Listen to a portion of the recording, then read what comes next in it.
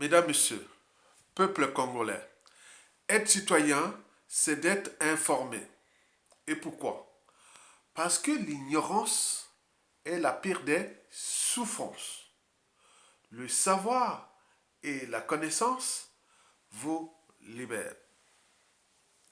Alors, pourquoi le Fonds monétaire international, en sigle FMI, a-t-il dépanné le tyran Denis Sassou Nguesso de plus de 400 millions de dollars encaissables sur 3 ans, avec le, le premier versement immédiat déjà de 90 millions de dollars. Donc, on lui a prêté plus de 400 millions de dollars encaissables par tranche, mais il y a déjà 90 millions de dollars qui vont arriver d'ici peu. Alors, la question que nous, citoyens congolais, parce que ce n'est pas la dette de Sassou, c'est la dette du peuple congolais. La dette des générations actuelles et futures, c'est la votre dette. Donc là, il vient d'encaisser l'argent là, et qui est sur notre dos. Moi aussi, donc j'ai une part de dette là. Ok? Très bien, parce que je suis congolais. Et donc, alors, quelles sont les 3 raisons pour lesquelles Denis Sassou Nguesso a-t-il pu bénéficier euh, de ce dépannage? La première raison est conjoncturelle. En effet, vous le savez très bien que le modèle économique de Denis Sassou Nguesso n'est calqué sur le pétrole, qu'il gère dans l'opacité totale. Donc, le modèle économique de Sassou Nguesso, c'est le pétrole. Or, depuis ces derniers temps, la demande mondiale en pétrole ne cesse de monter. Donc, il y a un peu d'argent qui rentre. Et c'est là, le FMI a dit, ah tiens, bon, on n'est pas le Père Noël, hein. Bon, on a des accords avec les États, et oui, on va le dépanner un peu. Parce que si on les dépanne, bon, cet argent-là, qu'est-ce qu'il va faire? On sait comment il gère depuis 40 ans. Donc cet argent-là, pour le FMI, c'est déjà pour vous que Sassou Nguesso puisse euh, honorer ses dettes, hein, c'est-à-dire les frais bancaires, ok. Donc, sur cet argent, plus de 80% de cet argent emprunté va servir à rembourser les frais bancaires, les frais de ses prêts, de ses dettes et autres. Qui, vous, peuple congolais, si vous avez la mémoire longue, vous le savez qu'en 2020, on lui avait fait un moratoire sur les intérêts de ses dettes. C'était entre mai 2020 à décembre 2020. Donc 6 mois. Et c'est déjà payé ça. C'est gardé les intérêts là. Il n'a jamais payé ça. En 2021, il n'a peut-être plus pas payé. Donc tout cet argent va servir à payer ça. Ça nous sert à rien. C'est pas pour nous.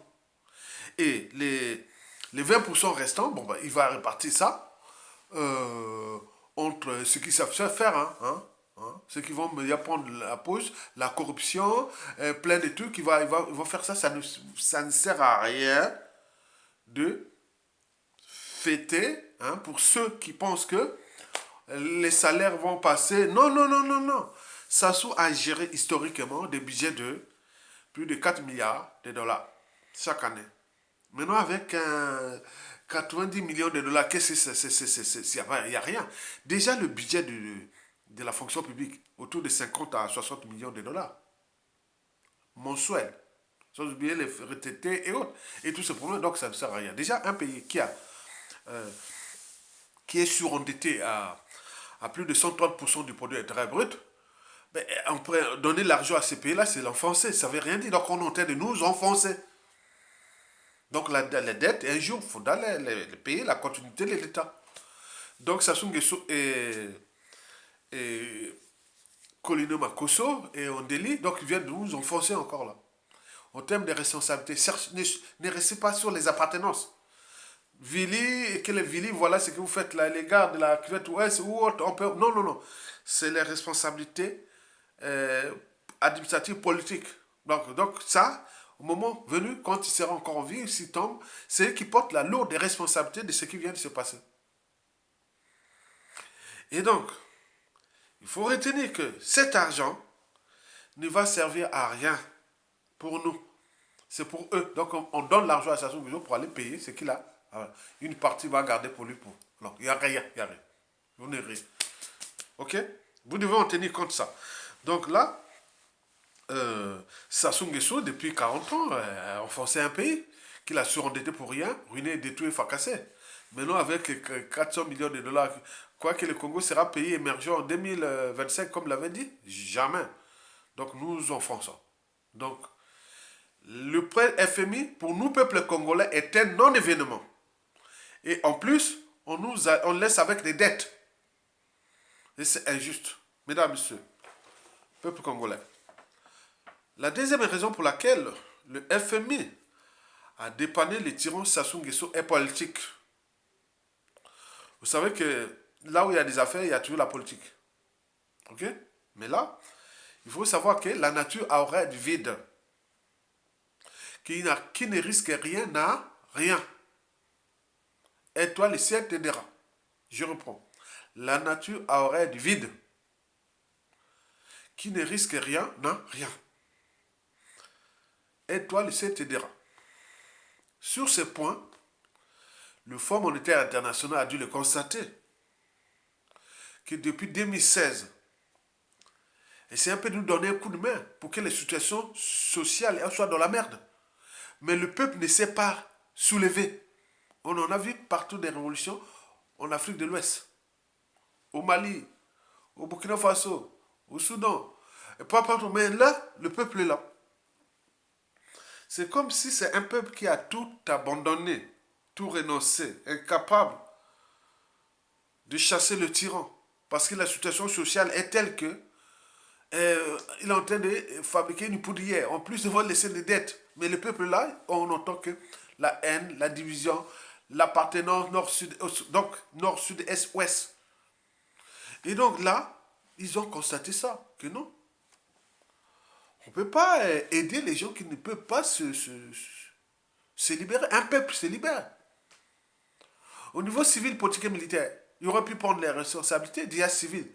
Un dictateur, on ne peut que le chasser par la rue ou avec les armes. On l'a dit, les militaires congolais savent. Les citoyens congolais, ceux qui sont au civil, voilà. Si on ne peut pas aller l'affronter au niveau de la rue, mais il y a des militaires ici qui connaissent que, voilà, partout ce qui s'est passé, c'est pas avec les missiles ni les chars, c'est parce que, voilà, donc c'est une stratégie. Mais là, ils ont constaté que, comment aider un peuple qui ne veut pas, qu'on appelle, avancer. Et donc là, sur ce point, il faut se le dire que nous sommes en danger nous-mêmes. Parce qu'on est incapable de se libérer du joug de Sassou Nguesso. Et donc, il en a compris. Donc, il joue à fond ce jeu-là. Donc, le FMI a dit, bon ben, regardez vous-même. Là, on est là, comme au statu quo. On ne bouge pas. Et Sassou Nguesso, pendant ce temps, il ne cesse de nous piétiner, de nous humilier, de nous fracasser, terroriser et autres, parce qu'il a compris ça. Donc, il menace, il brutalise, il terrorise, il tue.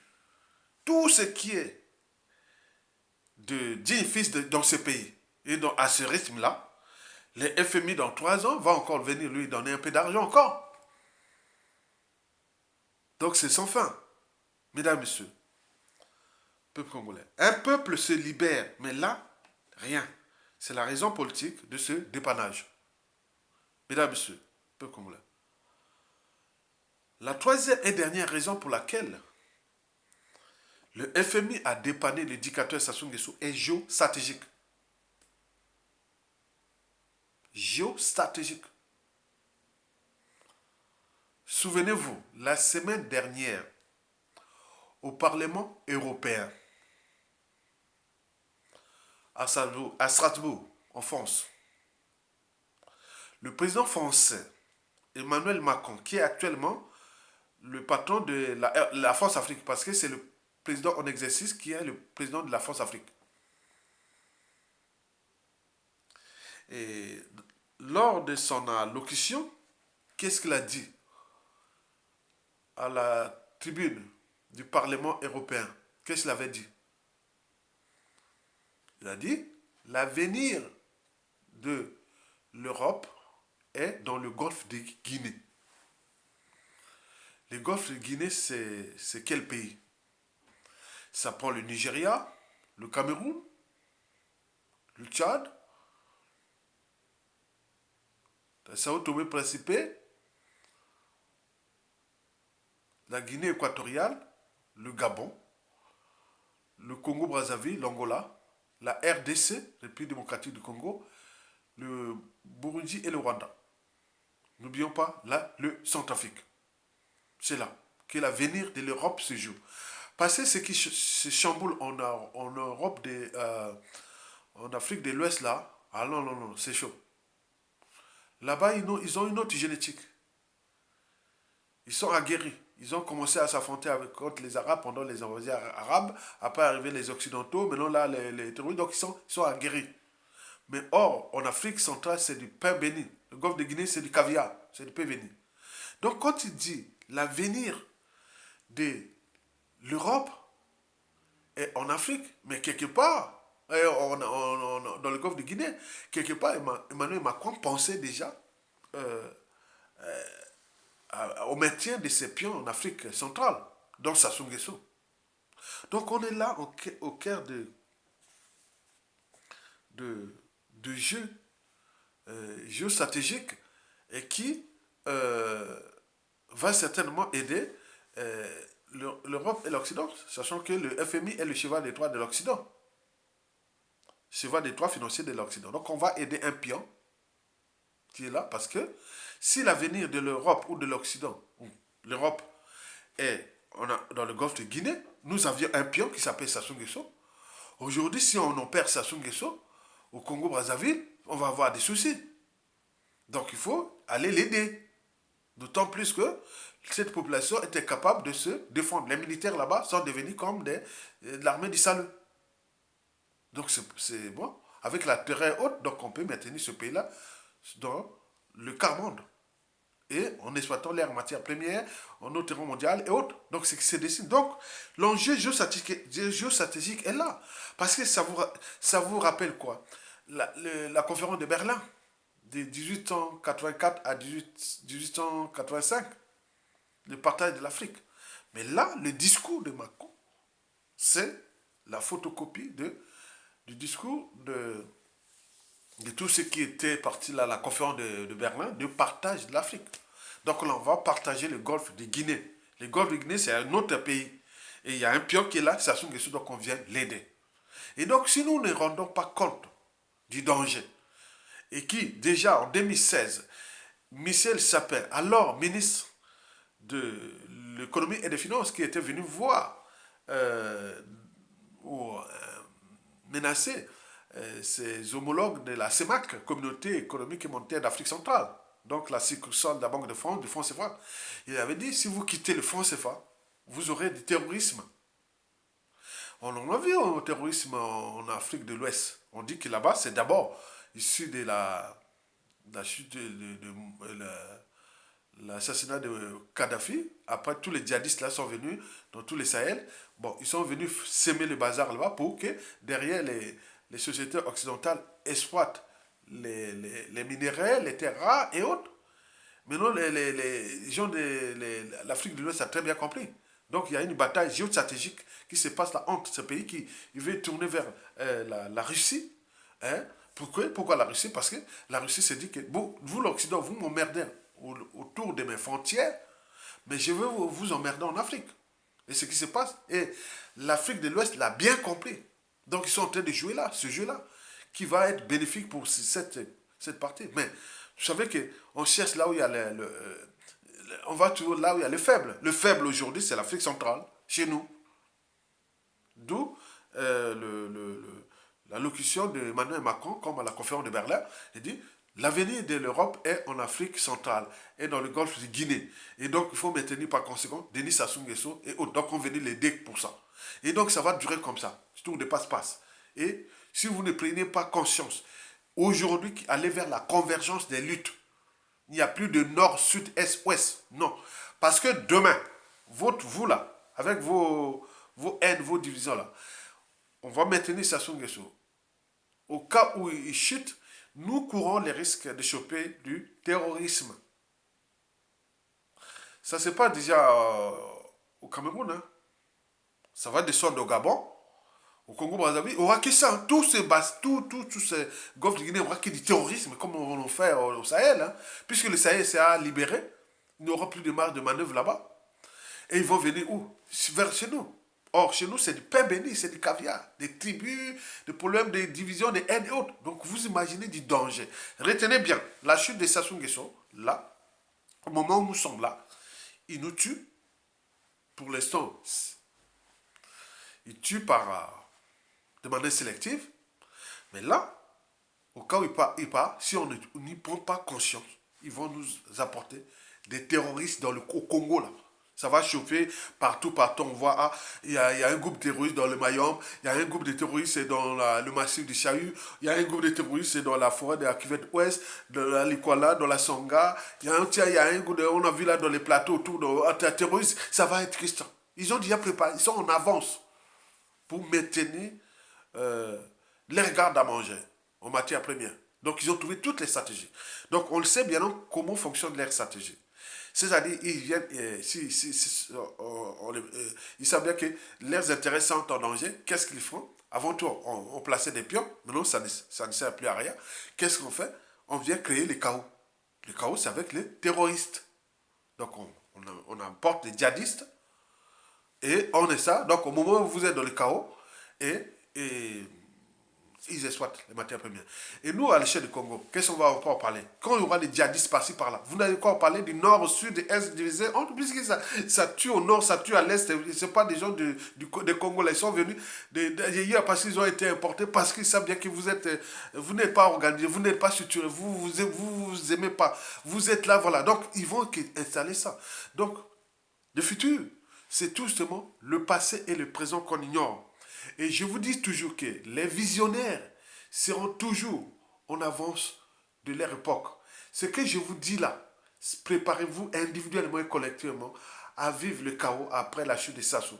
C'est-à-dire du terrorisme, plein de trucs, parce que tout a été dit à la conférence de Berlin et qui a été transcrit par Emmanuel Macron au Parlement européen, que l'avenir de l'Europe se joue dans le golfe de Guinée, en Afrique centrale.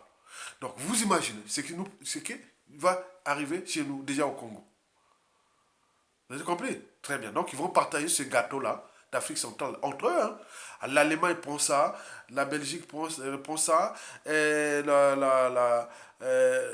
l'Italie, ils vont partager ce gâteau d'Afrique centrale. Ce qui se prépare. Mais le plus gros sera la France de l'Europe. Peut-être pour lui aussi. Bon, pour elle, dit, bon, l'Europe, protégez-moi. Moi, je maîtrise de l'Afrique centrale. Donc, je vais maintenir mes pions en Afrique centrale.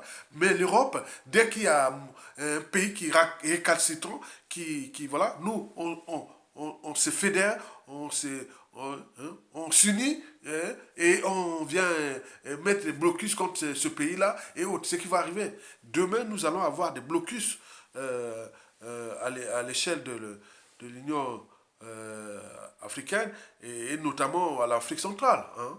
Sachant que Sassou Nguesso, même au Mali, paraît-on, Sassou Nguesso va être le représentant de la paix au Mali. Vous savez que Sassou Nguesso a enrichi beaucoup de Maliens au Congo. Même les trucs d'Assimi Goïta.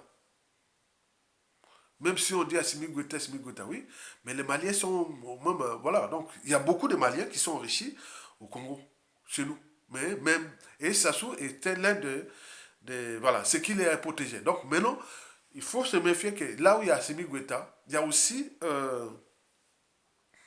les Maliens, le régime actuel, Assimi Goïta, n'est pas aussi la Sassou Nguesso. Il faut le savoir. Hein.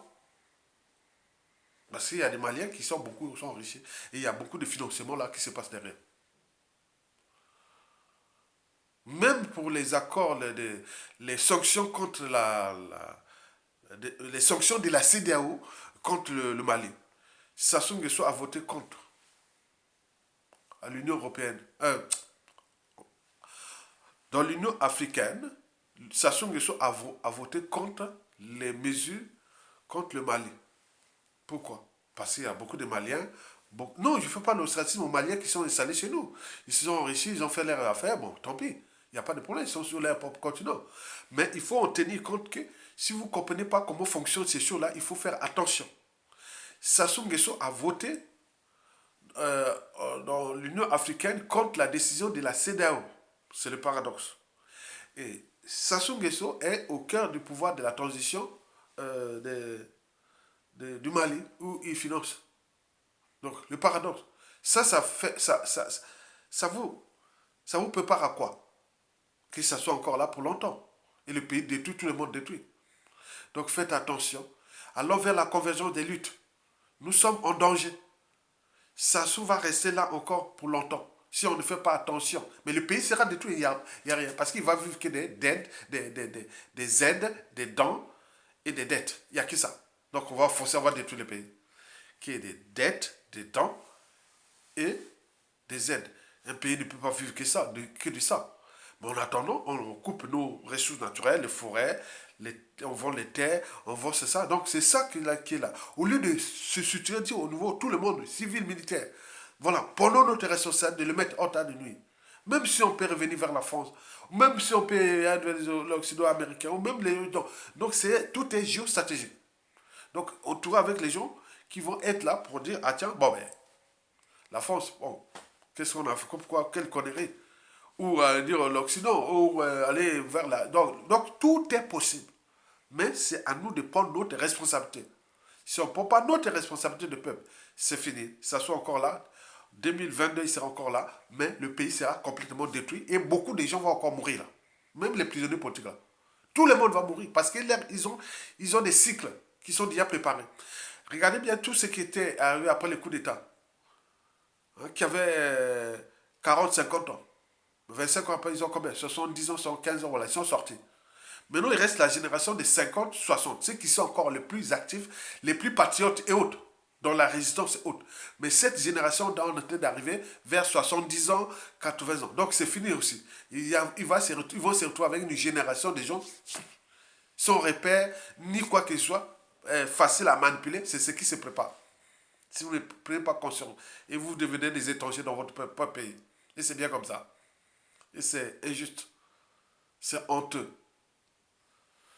Bon, donc prenons notre responsabilité. Merci beaucoup, à bientôt. Likez, et partagez, parce que si vous ne likez pas ces vidéos comme ça, ils peuvent être signalés, et après, on, voilà. Likez si vous voulez la protéger, ok? Merci beaucoup, à bientôt.